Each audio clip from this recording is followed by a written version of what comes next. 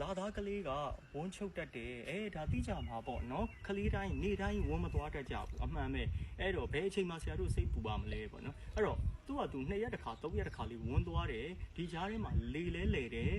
ကလေးကလည်းရွှင်ရွှင်ပြပြပြုံးပြုံးရွှင်ရွှင်ရှိတယ်ဘိုင်းနာတဲ့ပုံစံလည်းမရှိဘူးဝန်းသွားတဲ့အခါလဲပုံမှန်ပမာဏသွားကိုသွားတယ်ဆိုရင်ဒါဟာစိတ်ပူစရာမရှိဘူးเนาะအဲ့တော့ဒီလိုမှမဟုတ်ဘဲနဲ့နည်းနည်းလေးရက်ရှည်လဲချုပ်တတ်တယ်ဝန်းကလည်းမာတယ်ဆိုလို့ရှိရင်ဆရာတို့လာသားမှာကြတော့เนาะကလေးကြီးလိုမျိုးပေါ့เนาะဟိုအရန်ဝန်းပြော့တဲ့ဟာကြီးတွေကျွေးလို့မရဘူးအဲ့တော့ဝါစိမ့်ကြီးလေးပူကျွေးပြီးရင်အဲ့ဒီထဲမှာဆရာတို့ရေများတိုက်ဖို့လိုအပ်တယ်ဝန်းပြော့စီနိုင်တော့အသီးလေးတွေတင်မောသီးတို့เนาะဒါဆရာတို့ကလေးငယ်ကျွေးလို့ရတယ်เนาะငကမောင်သီးတို့လိုဝင်းပြော့စီတဲ့အသီးလေးတွေကိုလည်းပိုကျွေးပြီးလို့ရတယ်ငပြောသီးတို့เนาะဆိုတော့ဒီနည်းလေးတွေသုံးပေးပါကိုယ်တစ်ပိုင်းရင်သွေးလေးစိမ်ပြီးချိုးပေးလို့ရတယ်ခြေထောက်ကလေးကိုင်စပိန်စီးတဲ့လိုလှုပ်ရှားမှုလေးတွေလုပ်ပေးလို့ရပါတယ်အဲ့တော့ဒီနည်းလေးတွေနဲ့အရင်သုံးပါဒါဆရာဘာလို့ဒါတွေကိုအတိကပြောနေရလဲဆိုတော့တတ်နိုင်သမျှဆရာတို့လာသားကလေးတွေကိုဝန်းချုပ်လို့ပါဆိုပြီးတော့เนาะဆေးတွေမတိုက်ချင်ပါဘူးအဲ့တော့ငယ်တဲ့ကလေးမလိုအပ်ဘဲနဲ့ဆေးမတိုက်ချင်ပါဘူးเนาะ